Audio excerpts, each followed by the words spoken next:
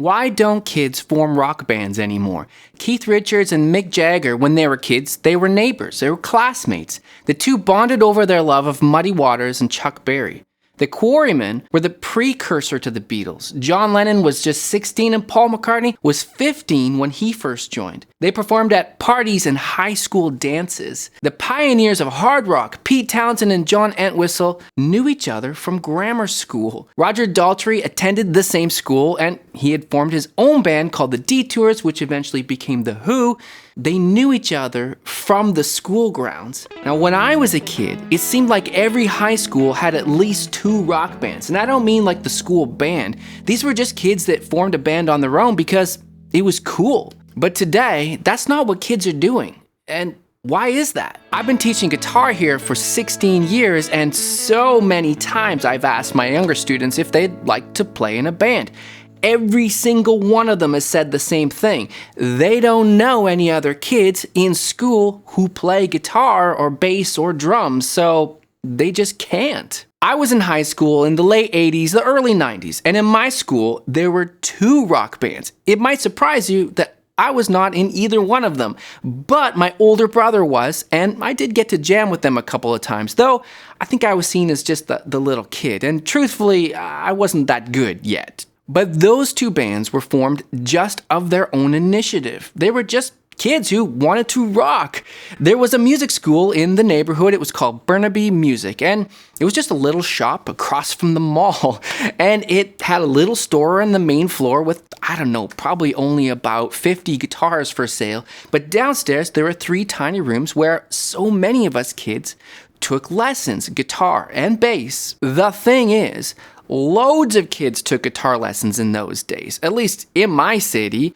Lots of kids that I knew in school were taking lessons, and some of them were taking a lot of lessons, some of them got good. Some of them are professional musicians today. And the music of the time was AC/DC, U2, Dire Straits, Guns N' Roses, Nirvana. These were all guitar-based music. I think guitar-based music was the cool thing. After school, we used to watch music videos on TV. In Canada, there was a show called Good Rockin' Tonight with Stu Jeffries on CBC. And we didn't have a lot of channels back then. But on that show, they would just have the top 20 for that week, top 20 countdown, and they would show a music video for each one. That was it.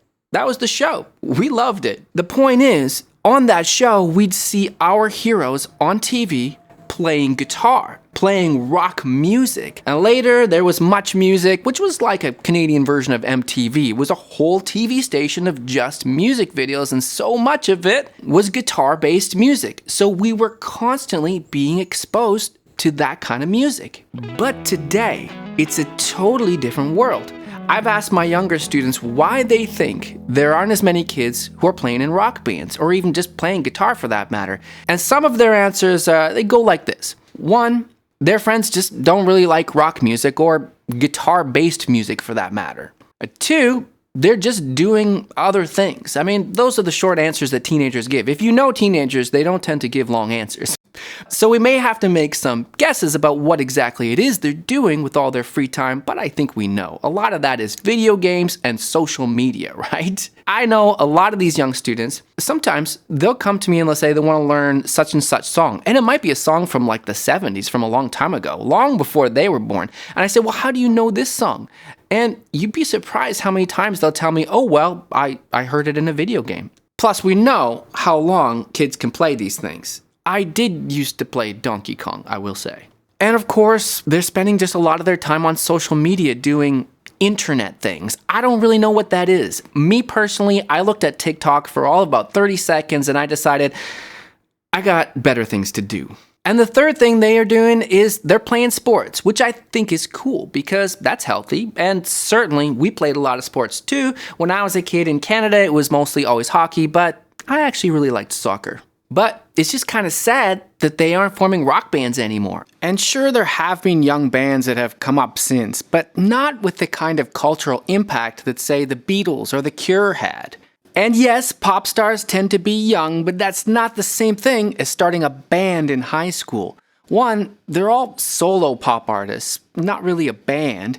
And two, a lot of them are primarily products of record labels and marketing. But in previous decades, there are loads of examples. I've already mentioned the bands that started in the 60s when they were kids, but there were also bands in the 70s, 80s, and 90s from my era. Mine and yours, the band for the future, the 80s or 90s, who knows, U2. U2 was formed in Dublin in 1976, well, that was a long time ago, by 14-year-old drummer Larry Mullen Jr. And get this, he posted a note on the school's notice board asking for musicians to create a new band. They were just teenage boys when they met on their first practice.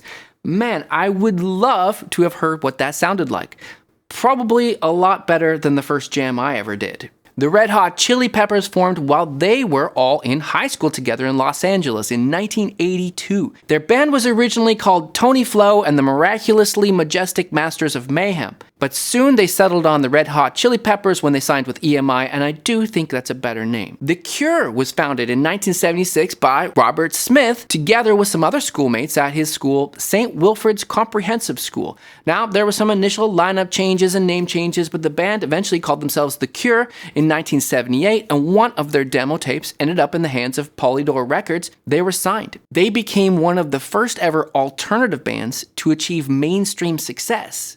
And they were just kids when they started. It was at school. The members of Radiohead all met when they were attending the same boarding school. Green Day, the power trio, first formed in high school in 1987, and the band signed their first record deal just a year later when they were only 16 years old. It makes you wonder, how many great rock bands could there have been if kids still wanted to rock?